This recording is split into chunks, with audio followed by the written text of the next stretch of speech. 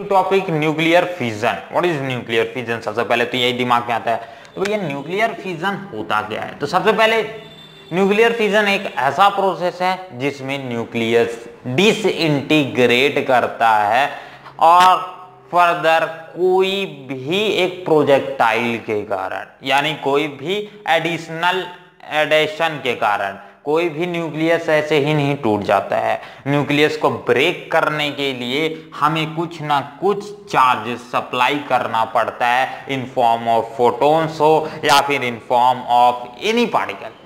तो उसे हम जब वो न्यूक्लियस के साथ टकराता है तो वो कुछ गेन करता है, एब्जॉर्ब कर लेता है उस पार्टिकल को, और एब्जॉर्ब करने के बाद वो अनस्टेबिलिटी को गेन कर लेता है, और अनस्टेबिलिटी के बाद वो दो या दो से अधिक एलिमेंट्स में फर्दर डिफरेंट कंपाउंड्स में ब्रेक कर जाता है, और इसी पूरे प्रोसेस को हम बोलते हैं न्यूक्लियर फिजन। समझ आया? न्यूक्लियर फिजन का एक बेस्ट मैंने एग्जांपल लिखा है यहाँ पास, एकदम आसान सा, यूरेनियम 235 लेकर के। यूरेनियम के दो एग्जिस्ट करते हैं आइसोटोप, एक तो यूरेनियम 235, एक यूरेनियम 238। तो यूरेनियम 238 फर्दर अनस्टेबल स्टेट में आता है ज्यादातर, और वो हायर लेवल का है, तो उसको हमने कंसिडर नहीं किया। हमने एक लोअर लेवल वाला कंसिडर किया अपने लेवल के हिसाब से, और यूरेनियम 235 वाले को कंसिडर करके एग्जाम्पल लाया। तो हर एक एलिमेंट को हम यही कोशिश करते हैं कि दैट वो कैसे टूटेगा। यही तो आपका कोई मेन एम है कि हमें ब्रेक करना है। फ्यूजन मतलब क्या होता है? टकराना। टकराने के बाद क्या होगा? ब्लास्ट होगा। तो यही पूरे प्रोसेस को हम बोलते हैं न्यूक्लियर फिजन। अब स्टार्ट करते हैं। यहाँ पास कई लोगों को कंफ्यूजन होगा कि मैंने न्यूट्रल एलिमेंट को क्यों ले लिया, ठीक है, न्यूक्लियर चार्जेस को क्यों ले लिया। ये तो एक कोई चार्ज है, एक ऐसा मास है जिसका कोई चार्ज ही नहीं है, ठीक है, न्यूट्रल चार्ज बोल सकते हो, एक टाइप का जीरो चार्ज। तो एक है प्रोटॉन को नहीं लिया, ना इलेक्ट्रॉन को लिया, मैंने न्यूट्रॉन को क्यों लिया, ये आपके दिमाग में क्वेश्चन है। तो देखो, न्यूट्रॉन को लेने के एक ही कारण है कि दैट ना तो इसका कोई एटॉमिक नंबर पे कंसीडर करता है, यानी एलिमेंट्स को ना चेंज करने में मदद करते हैं, और फर्दर सबसे बड़ी बात न्यूट्रॉन्स के केस में, न्यूट्रॉन्स के केस में कि इनका कोई क्या नहीं होता, इनका कोई चार्ज नहीं होता, ठीक है। अगर चार्ज ही नहीं है तो मैं कैसे कह सकता हूं कि ये कोई एक्सपेरिमेंट, ये कोई रिपल्सन शो करेगा या फिर कोई अट्रैक्शन शो करेगा। ये मेरे लिए जितनी फोर्स मैं लगाऊंगा उसी के साथ वो न्यूक्लियस के अंदर डायरेक्ट धंस जाएगा। बट अगर मैं यही प्रोटॉन या इलेक्ट्रॉन यूज करता तो वो मेरी अनस्टेबिलिटी को ज्यादा मेंटेन करता, अनस्टेबिलिटी को ज्यादा बढ़ाते। प्रोटॉन क्या करता? एज न्यूक्लियस हमारा पॉजिटिवली चार्ज होता, और हम जब अगर चार्ज पार्टिकल्स में एज क्या ले लेते, हीलियम का न्यूक्लियस ले लेते, मान लेते हैं, कंसीडर कर लेते, ह्यूमन हीलियम का न्यूक्लियस भी क्या होता है? पॉजिटिवली चार्ज होता है। तो उसको मैं ले जाता तो ये क्या करता है? इसे रिपल करता है, बड़ी जोर से रिपल करता है, और ये यहां तक जा ही नहीं पाता। तो यहां पास ये मेरे प्रॉब्लम हो जाती। और जैसे अगर मैं कोई और एलिमेंट लेता, कोई और चार्जेस लेता, एलिमेंट नहीं चार्जेस लेता, जैसे कि नेगेटिव चार्ज ले लिया, तो ये किसे क्या हाईली अपनी तरफ अट्रैक्ट करता, जो कि मुझे नहीं चाहिए। हाईली अट्रैक्ट कर लेगा तो वो मेरे कंट्रोल में नहीं रहेगा, और मेरे कंट्रोल में नहीं रहेगा तो वो हो सकता है चैन रिएक्शन मेरे लिए एक स्पॉन्टेनियस या एक टाइप का स्पॉन्टेनियस केमिकल रिएक्शन हो जाए, जो मुझे कतई भी नहीं चाहिए। मुझे एक वेल डिफाइंड एक्सपेरिमेंट चाहिए, ठीक है, वेल डिफाइंड प्रोडक्ट चाहिए। तो इसीलिए हमने क्या यूज किया? न्यूट्रॉन्स को यूज किया, जिनका कोई चार्ज नहीं है, तो कोई इफेक्ट भी बिल्कुल नहीं शो करेंगे। क्लियर है? अब बात करते हैं ऐसा क्यों, ठीक है, ये हो गया। अब यूरेनियम 235, अब इससे पहले कुछ बात कर लेते हैं इसी से रिलेटेड, फिर रिएक्शन को समझेंगे, ठीक है। तो जब हम कोई भी न्यूट्रॉन को किसी भी एटम, मतलब यूरेनियम मान लेते हैं, यूरेनियम के साथ बॉम्बार्ड कराते हैं, और इसके बाद ये फर्दर इसका रिडक्शन होता है, और रिडक्शन होने के बाद दो एलिमेंट्स या दो से अधिक एलिमेंट्स जैसे कि Ba और Kr में टूट गया, ठीक, उसके साथ साथ हमें तीन क्या मिल जाते हैं, और ज्यादा तीन और न्यूट्रॉन्स फॉर्मेशन हो जाते हैं, और उसमें बहुत ज्यादा लार्ज अमाउंट ऑफ हीट निकलती है, जो करीब करीब 200 MeV तक होती है, मतलब बहुत ज्यादा है भाई, ठीक। यहाँ पर जो न्यूट्रॉन्स फॉर्मेशन होते हैं, एज ये न्यूट्रॉन्स एक टाइप के बोल सकते हो फास्ट न्यूट्रॉन्स होते हैं, फास्ट न्यूट्रॉन्स होते हैं। फास्ट न्यूट्रॉन्स होते हैं। ठीक है, फास्ट न्यूट्रॉन्स बोलने का मेरा क्या मतलब है कि एज इनकी एनर्जी बहुत ज्यादा हाई होती है, 2 MeV तक रहती है, मतलब बहुत ज्यादा मतलब इनकी जो काइनेटिक एनर्जी जो ये गेन करते हैं ये न्यूट्रॉन्स, तो ये काइनेटिक एनर्जी करीब करीब 2 MeV तक रहती है, जो कि बिल्कुल मुझे नहीं चाहिए। ठीक है, तो ये भी एक है। और फर्दर जैसे ही यहाँ पास रिएक्शन हुआ, इसने न्यूट्रॉन्स को अब गेन किया, न्यूट्रॉन को जैसे ही इसके पास आएगा तो ये एब्जॉर्ब कर लेगा, और एब्जॉर्ब करने के बाद अनस्टेबल हो जाएगा, और अनस्टेबल होने के बाद ये 2 एलिमेंट्स में ब्रेक कर जाएगा। हमेशा ध्यान रखना एक चीज, दैट जरूरी नहीं कि जो मैंने 2 एलिमेंट्स लिखा है ये इसी में ब्रेक करे, ये हो सकता है और कोई नियर बाय एलिमेंट्स में ब्रेक कर जाएं, पर मुझे पता नहीं है वो किस में ब्रेक करेंगे।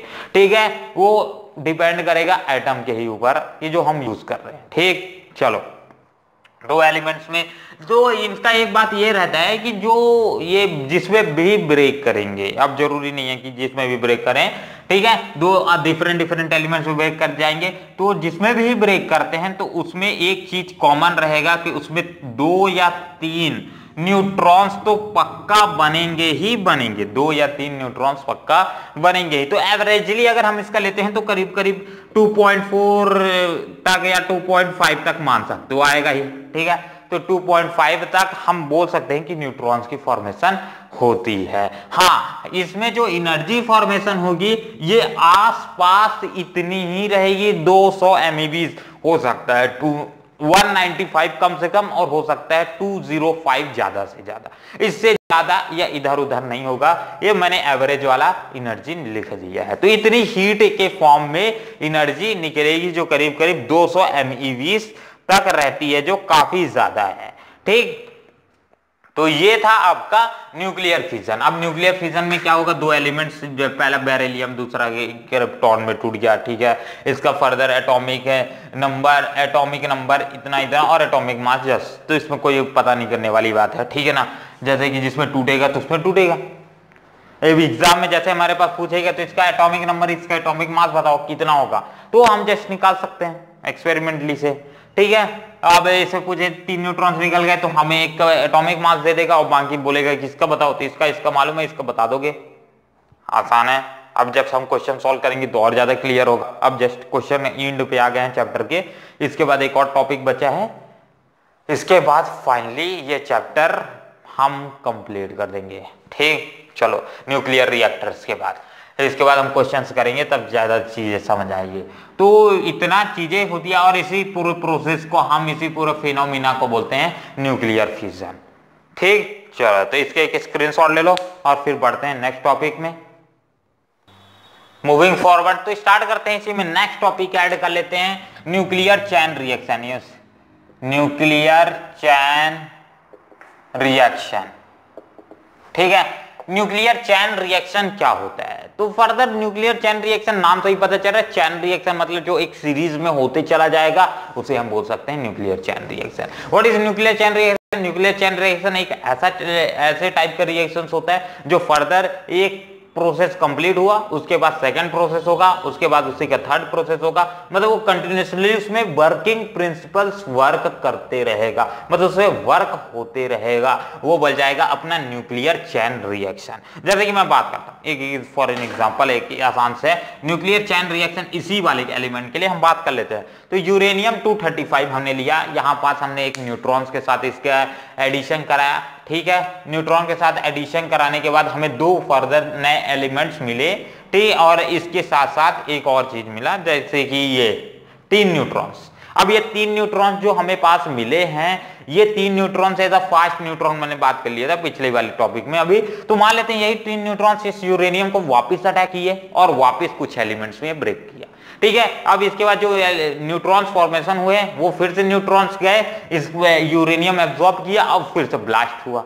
तो ये क्या होगा, कंटिन्यूसली ये चैन होते रहेगा, ये रिएक्शन रिपीट होते रहेगा। तो इसी रिपीटिंग रिएक्शन को हम क्या बोलते हैं, चैन रिएक्शन। और इसी किसके ऊपर हो रहा है, ये न्यूक्लियर के ऊपर, तो हम इसे क्या बोलते हैं, न्यूक्लियर के रिस्पेक्ट में न्यूक्लियर चैन रिएक्शन। कंप्लीट समझ आ गया। चलो एकदम करेक्ट वॉइस में आपको एकदम डेफिनेशन अगर चाहिए होगा तो नोट्स डाउनलोड कर लेना, पीडीएफ लिंक डिस्क्रिप्शन में, पासवर्ड दे देना खोलते समय जेपी वर्ल्ड, ताकि आपको पीडीएफ खोलने में कोई प्रॉब्लम ना हो।